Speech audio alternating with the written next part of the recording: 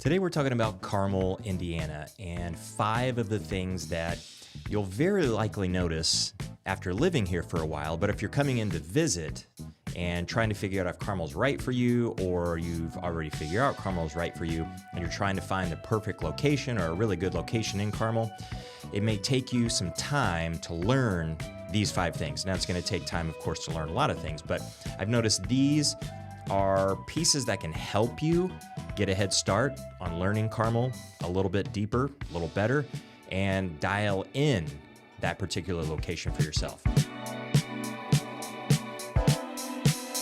So number 1 is that you'll notice people talk about this, maybe some won't, but some sure will. I absolutely will, is that there's an East and West Carmel. Well, if you talk to people and they say, well, I don't know what you're talking about. There is no East Carmel. There is no West Carmel. You look at a map and you certainly can't see an East Carmel and a West Carmel. I promise you, there is a difference between the two. Now, are there distinct borders between East Carmel and West Carmel? Well, no, there aren't any distinct borders, and I'll show you what I mean. So if we look here on the map, you can see Indianapolis here, and Carmel and Indianapolis, of course, are right next to one another. And then as you zoom in on Carmel, we can see US 31 right here, and then we can see Keystone right here. What most will say about Carmel, and certainly what I'll say about Carmel, is that you've got an east side and west side, but here in this central between 31 and Keystone, this is kind of no man's land. In other words, it's not no man's land as if there's nothing there. In fact, it's quite the opposite. There's a lot there in between 31 and Keystone. If you get into this particular area here, it becomes very commercial, and this, in fact, is where you find downtown Carmel. And then as you get further to the south in this area, it gets a lot more residential and a lot older. And there's actually a story there that happened quite a few years ago now, where some of this spot, this part of Carmel, was actually a portion of Indianapolis. And you can still find some Indianapolis addresses as you go through there, but they're going to be Carmel schools. This was an area that was annexed by Carmel, and it was pretty controversial to a lot of the people that lived in this particular area, because 96th Street is generally the southern border for Carmel right here, although it can flip-flop a little bit like it does in this. So that's a longer story, but if you get east of Keystone, I would consider certainly this East Carmel, and then as you get west of 31, I would definitely consider this West Carmel. So in my conversations with people, I'll usually refer to East Carmel or West Carmel, and then some of the differences that you pick up between the two. But if you go back home and think, oh, I'm going to research that a little bit more, and you type in East Carmel, you're not going to find anything East Carmel. You're not going to find anything West Carmel, and you're certainly not going to find anything necessarily that has to do with this central part between US 31 and Keystone. So that's number 1, and that's something that absolutely can get you a head start on figuring out what's going on in Carmel and what does the layout actually look like here. So number 2, when you're looking at Carmel overall, you may not notice this, of course, but East Carmel is without a doubt older than West Carmel. So when you go over into this particular part of Carmel, you're going to notice the homes are older, it's more mature. Now, it's not very big because Carmel has grown so much. It's just at 100,000 people now, but 20 years ago, 30 years ago, 40 years ago, it was dramatically smaller than that. So if you go back that far, the downtown area of Carmel wasn't nearly as developed, and when you get out to the west, you'll absolutely see that it wasn't really developed at all, with some exceptions here and there, of course. But for the most part, you were looking at a lot of farms. So if we take a look just at a satellite, this is something that you can do, and I think you'll notice. Again, when we get here into this central part, this is very commercial. You can see Carmel's Arts and Design District. We'll have Midtown in here. We've got City Center in there as well. Sorry, things keep popping up here on me. But this is all very, very commercial. And then as you get further south, it gets a little bit more green and a little bit more mature. So just glancing overall at that eastern part of Carmel, way over here, and just on the east side of Keystone, and kind of between Gray Road and Keystone, you'll really notice a lot of maturity. So a lot of green, a lot of trees all through that particular area. And as we zoom in a little bit, here's a golf course that's been around for quite a while. It's Brookshire Golf Club. It's a city course, nice little place, inexpensive to play. But if you look around Brookshire, how dense all of the trees are. And this is actually one of the things that people are surprised about when they come and visit Carmel, or Indiana for that matter. It could be anywhere around Indianapolis. People are pretty surprised at how many trees are here, how green it is, how lush it is. Now, some of these satellite photos are a little dependent upon when the pictures were taken, but this looks like it was taken a little bit more in the fall, and then over here just to the west of it, it was taken probably in the summer. And of course, these aren't exactly perfectly up to date as to right now, but still, having some of the leaves on the trees really helps, no matter what season it is, outside of winter, so you can at least see that there's some tree cover there. And you get a little bit east of Brookshire, it's the same thing, pretty mature. And you go further south into Woodland Springs. This is a pretty big neighborhood that surrounds this lake. It's actually a really awesome neighborhood. A lot of older homes in there, and you can find them in all kinds of conditions. From needing a lot of work up to incredibly renovated and super nice. But they have the age on the homes to really have that opportunity to do something like that. Now, again, when we get back into the southern portion of no man's land, kind of a mixed bag in here, but a lot of maturity still. Got a lot of trees going through a lot of these neighborhoods spread throughout. But then as we go over here to the west, you'll notice homes, of course, but the tree cover isn't there nearly as much. You can find some exceptions, especially when you get down here closer to 106th and Ditch Road and Spring Mill. If you were driving from US 31, which is Meridian Street, and you're going west, you would drive through some very, very wooded areas through here. And it would be shaded, really, really beautiful, actually. And it's the same coming down 116th Street. As you drive down 116th Street, you can see some amazing properties through here. This, in fact, is Crooked Stick Golf Course. This is where John Daly won his PGA championship. The BMW championships for the PGA Tour have been here multiple times. The LPGA has been through here. I believe the U.S. Women's Open was here. And also the Solheim Cup for the LPGA Tour. And they've had some senior events out here as well, Champions Tour. So incredible golf course, Pete Dye design, and been there a long time. So you can find some maturity going around Crooked Stick Golf Course as well as you get a little bit west of US 31. But as you get out here further to the west, and especially to the northwest, up in this area, a lot less maturity. It's a little bit more scant, without a doubt. So if you're a person that you think, well, I want a newer home and I want some maturity, those two things combined in Carmel, on the western side at least, can be found. They can be, but it's going to be more rare.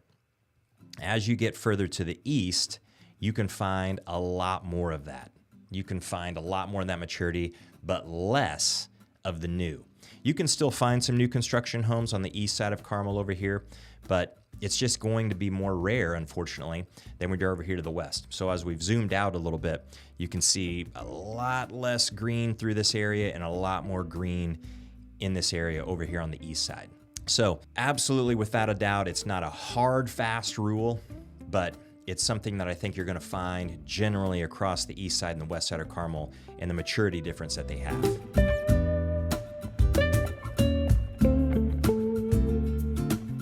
Okay, number 3. So since the east side of Carmel is more mature and older in general than the west side of Carmel, then of course it's going to have some older homes on the east side of Carmel. And when you look at older homes, especially when they were built in the 70s, 80s, and even getting into the 90s now, the homes were, for the most part, smaller, and they'll likely be, depending on their condition, but even when you have them very renovated, they're on average going to be cheaper than what you can find on the west side of Carmel. So at any point in time, you can probably go into Zillow or Realtor.com or Redfin. And right now I've got our local MLS up here just to give you that sense of the averages in prices and the ages of the homes that you're going to see in the east side of Carmel versus the west side of Carmel. Again, when you get here in the center, total mixed bag, but of course, as you get closer to the Monon Trail and downtown Carmel, it will get more expensive. No question about that. So this is the Arts and Design District. Main Street, which is 131st Street, runs east-west right through here. Just a really good example. So there's a $1.8 million home. Now this home I've seen, it's on 1st Street, which is not a busy street at all, but it's right there in the Arts and Design District. And you could walk out the door of this house. And of course, this house is completely sweet, absolutely awesome on the inside. But it's not exactly an old home either. It's 2018. So the homes that were in or on some of the lots in locations like this, a lot of them have been torn down and you'll get a newer home that was built on top of it. But 1.8, over here 1.6 million. This one is a little bit different. You got 1996, so not terribly old, but not exactly perfectly new either. And this particular type of home, I mean, it's been really well kept. It's been renovated pretty heavily in here, but at 1.6, most of that you're paying just for this location. In fact, this location is right next to Carmel High School. Carmel High School is right here on Main Street. So you could actually leave the high school, go through this roundabout, and then boom, you're in the Arts and Design District. So here's that other home at 1.8. Awesome homes, but absolutely a big part of that price is just the fact that they're right there in that location. As we back off here, 1.4, this is actually not even a home, single family home, it's a condo. We look down here and you get into City Center. I mean, there's crazy $6 million, just under now, it was $6.5 million, penthouse on top of City Center, right in the middle of the City Center, which is the southern part of the downtown area of Carmel. I mean, this place is phenomenal looking. But $6 million, you don't find $6 million homes around Carmel all that often at all. And then 949, this is another townhome. And then here at 729, another townhome. Pretty strange going through there. You've got some other townhomes here. And then these guys, these less expensive ones, under $300,000. This location is so incredibly good, but this is an old apartment complex right here off East Carmel Drive. Awesome, awesome location, but that's about one of the only ways you can get into the area here around downtown and stay fairly inexpensive, except the fact that you've got to be in something like an old apartment or one of these townhomes. But of course, these townhomes are certainly more expensive. When you get down here to the southern part, you can still get that mixed bag. So you can get a single family home like this for $350, but again, that's not much. 3 beds, almost 1,200 square feet, but it's just its location right here in Central Carmel that's so desirable. Here's another one, 3 beds, 1.5 bath at 1,300 square feet, 1 car garage. So could be fantastic, and it looks like it's in really nice shape, but probably could use some updating. And it's just the type of home that you're going to find in this particular area. 1955, so certainly some age on that one. But again, a mixed bag through the central part. But if we look over here to the west, let's say first, and I'll actually bring up this and go down on that satellite, and you can see this a little bit easier. There's only 91 homes for sale right now in Carmel as of the time making this video. So there aren't that many homes, and that's all of them. That's all price ranges. 91 homes for a city of 100,000 people. That's not very many. So if you've been looking for a while and you think the inventory is fairly low, it's actually been that way quite some time. So looking through here, just on an average, we can see 1.3, you can see 945, 849. If you get something like this 280, actually that one's kind of strange. It's, Yeah, and it's just it's a condo, would be my point. Condo or a townhome. That one's not coming up for some reason. If you get in here, for example, like this 259, absolutely, that's in the Village West Clay, which is an incredible location, but it's not a townhome, not a condo in the ground. It's almost like an apartment building going through there. So you can find some really cool places. They're just not going to be very big. Like this one's 2 bed, 2 bath, 1,200 square feet, but relatively inexpensive. Same with this one.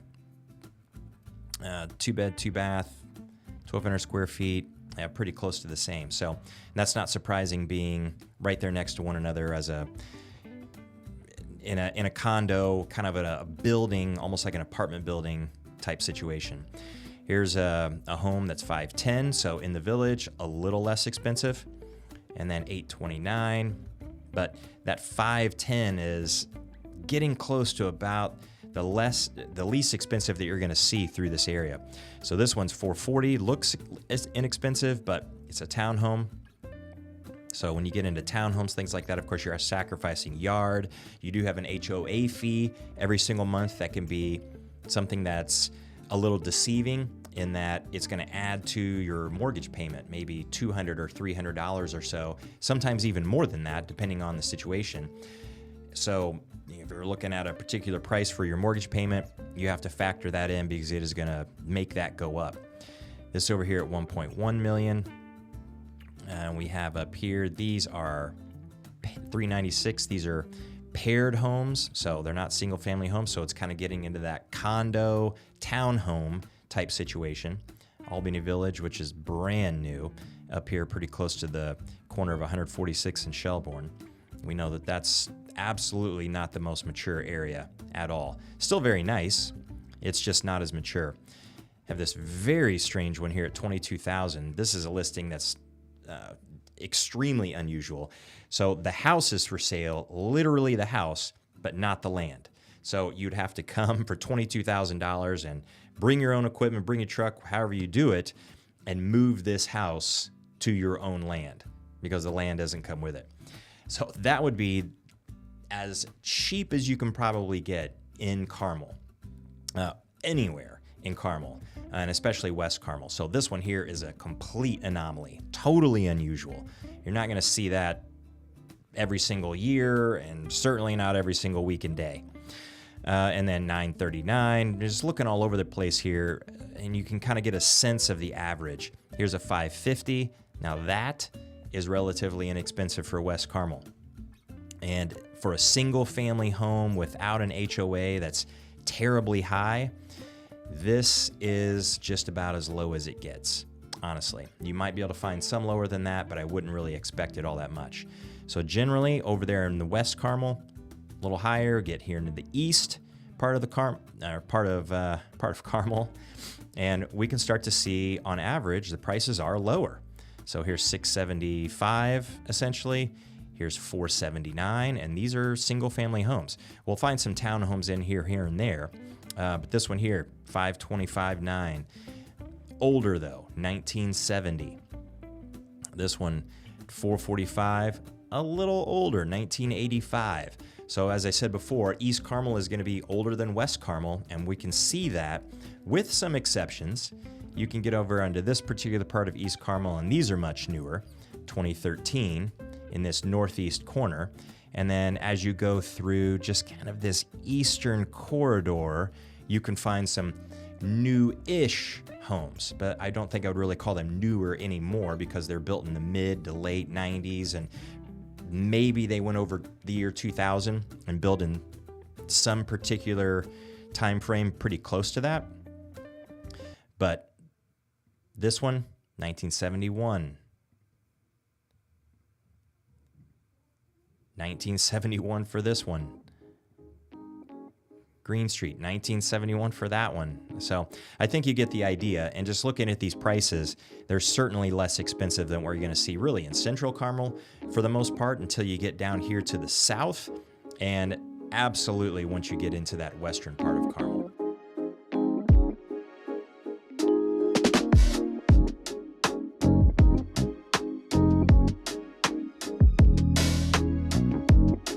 One One of the other things that you probably will notice after you've been here a little while visiting, but again, this will get you a head start, is that Carmel and even Indianapolis for the most part is very grid-like.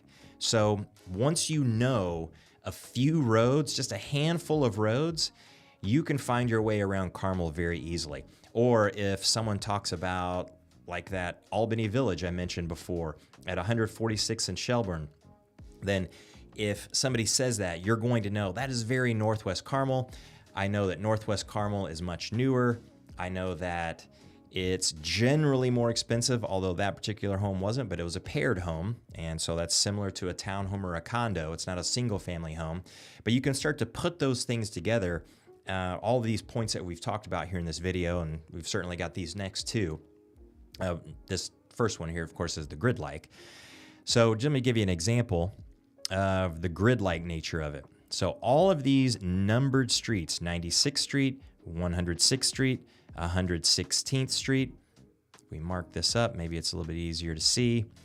So here's 96th, 106th, here's even 111th, 116th, 126, goes right through here. You can see that it does cut off. And then 131st, 136th, 141st, I think you get the idea, 146. All the numbered streets go east to west, with a few little tiny, tiny exceptions. But those are few and far between, honestly. And if you get down into Indianapolis, it's the same thing. All the streets, the numbered streets, go east-west. 38th Street, 52nd Street, 56th Street, 62nd Street, 71st Street. So you can do that all the way up until you get into Carmel. So that makes things simple. And it's something that you can use to help figure out how far north and south you are. Of course, I told you before that the border for Indianapolis and Carmel is generally 96th Street, generally. So that's not always something that holds completely, absolutely solid all the way through, but 96th Street. So once you've known all the numbered streets run east and west, then it just comes down to learning a few more major roads to get a sense of where you are along those numbered streets from the east to the west. Like Shelburne Road is a major road that goes all the way through Carmel, 146th Street, all the way down to 96th Street. Right here.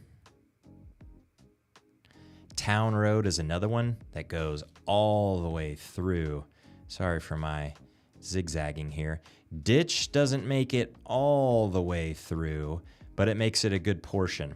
And it's a beautiful road to drive up and down, especially right here in the southern portion of Carmel. Then you get over here to Spring Mill, and it goes directly through there. US 31, there's a split here, but still, it goes all the way through. Westfield goes all the way through. Boy, I'm not drawing very straight lines. Keystone goes all the way through. Gray Road goes all the way through. And then Hazeldale, which is an awesome road. Incredibly nice road going all the way through Carmel. So once you've learned these roads, and you don't even have to know all of these roads, but it's not too difficult to figure these out. The numbered roads, no issue. You got these. Then you've got a grid of all the different locations for the most part in Carmel, and you can really walk in and dial in your head whenever something is mentioned. A corner is mentioned, like that Shelburne and 146. You know, that's up here in that northwest. Anytime anybody were to say that, if somebody says 116th Street and US 31 right here, after being there, you're going to know that IU North Hospital's there. You've got Market District there, which is a kind of a shopping area with Market District grocery store, and it's very, very new feeling right through there. So you'll start to picture in your mind what some of these areas are like, and the fact that you like them or the fact that you don't like them, or maybe you're ambiguous and you don't really care either way as to what they're really like. So knowing just that grid system, I think really helps a lot of people. And it's one of the things that we talk about whenever they're coming in for their visit and helping them get familiar with the city before they actually make it in.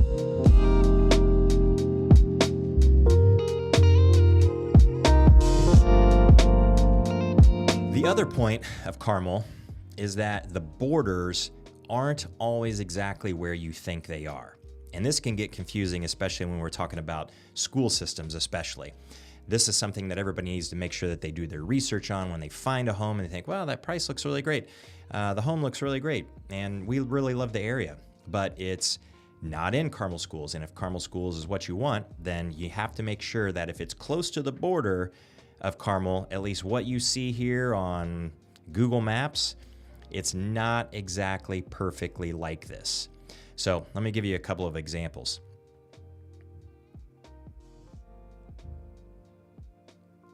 So as we get to the northern border of Carmel, and generally the northern border of Carmel is 146th Street, you'll have this little swath,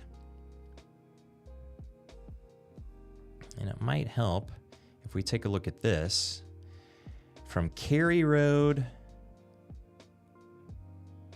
to 161st, and then east over to Gray Road. This is also part of Carmel. And right in here, I think you can see a golf course. This is the Bridgewater Club. As we zoom in a little bit closer, you can see a lot of the holes. This is another Pete Dye course. If you're familiar with Pete Dye, famous architect, he's from Indianapolis. And he's designed golf courses all over the world. He might be the most well-known golf architect in the world. TPC Sawgrass, where they play the Players Championship in Florida, that's a Pete Dye design. I mean, he's had so many courses, it's absurd. But this is another one. And if you're a golfer at all, this is their practice facility. They've got an executive course over here, and then this is the championship course winding all through these houses. And then this is the clubhouse and their tennis courts and their pool. This is the short game area, which is world class. It's unbelievable. Absolutely enormous short game area. It's awesome. But this club is in Carmel, which is strange because just across the street, got Cary Ridge Elementary School, which is part of Westfield schools. You get over here east of Gray Road, and you're no longer in Carmel, you're in Noblesville now. So all of these homes over here, these are all Noblesville addresses, as you can see there. So a little bit unusual that Carmel pokes its way up through there. But as you go along this corridor of 146th Street, you would see sometimes homes that are on the north side of 146th Street, just like this blades of steel. Take a look just at this business that's run out of a house, I believe, but Carmel address, and it's north of 146th Street. As we get into Village Farms here, this neighborhood, just clicking on an address, Carmel on Laredo Way there. So all through there, it's all Carmel. But the interesting thing is that those have Carmel addresses, but they're part of Westfield schools. There's nothing wrong with Westfield schools, and it's one of the things that you need to, of course, do your research about. I'm a huge fan of Westfield and would have no problem going through Westfield. I taught, as many of you know, at Westfield for 16 years, a long time ago now, more than 10 years ago. But I love Westfield, incredible place. But you'll have a Carmel address, Westfield schools all through there, and that can get a little bit confusing. And then as you get over here to the west, all down this particular line, which is west of Shelburne Road, it flip-flops a little bit as to what's what. You can actually find through here Westfield addresses south of 146th Street and east of this border, which is pretty strange. And then occasionally you'll find Zionsville addresses east of this border where you would think, oh, that's in Carmel. So it can get confusing enough to where a lot of people will say the western border of Carmel is for the most part right along 421, even though that's a road that's a little far west to be saying that, but I'll catch myself saying that for the most part sometimes because it's just easier to define, or sometimes I'll say Shelburne Road. Once you get to Shelburne Road, you're still Carmel, but you go west of that, and sometimes it can get a little bit iffy. Are you Westfield? Are you Zionsville? It's hard to say. It just depends on which neighborhood you're actually located in. But 421, once you're along 421 until you get down here to the south, closer to 465, then you're pretty solidly Zionsville until you get to that particular area. Then it can get back to Carmel, and you can even get into Indianapolis in here. So it's one of those corners and those borders where it can get a little bit confusing. And then also, again, this spot right in here, this has many addresses that used to be Indianapolis, but it was annexed by Carmel years ago. And so now most of them have become Carmel addresses, although you can find Indianapolis addresses through there. And it can confuse you because if you're searching for homes by city, you might miss these Indianapolis address homes, even though they're still within Carmel schools. So if you're looking for Carmel schools and you're searching just Carmel addresses, you might miss out on some opportunities here. So if school systems are the number one thing for you, as far as the location goes, you know you need to be in a particular school system, it's probably better to search by that school system than it is by the city itself, because Carmel's not the only place that has some of these border anomalies. That happens all over Indianapolis and a lot of the cities that surround it and touch it. But that also happens in other cities and other major metros across the United States too. Carmel's not the only one, or Indianapolis isn't the only one that is affected by some of that. So I wouldn't say it's 100% super insanely common, but it's definitely something that is more common than what a lot of people would realize. So some of these points here, you might notice just by looking at a map. And certainly when you get here after being here for a little while, hopefully you would notice these, but after living here for a while, I think you very likely, if you're paying attention, will notice all of these things. But this will give you a little bit of a head start so you don't have to do so much work or use so much mental power trying to figure some of these things out. So if you are planning to visit though, and you want that extra help, you want that personalized itinerary, then make sure that you reach out any way that you know how. We'll always have your back with those questions and that itinerary, and we'll certainly have your back when it comes time for you to make your move to Carmel or anywhere in the Indianapolis metro. And we'll catch you in the next one.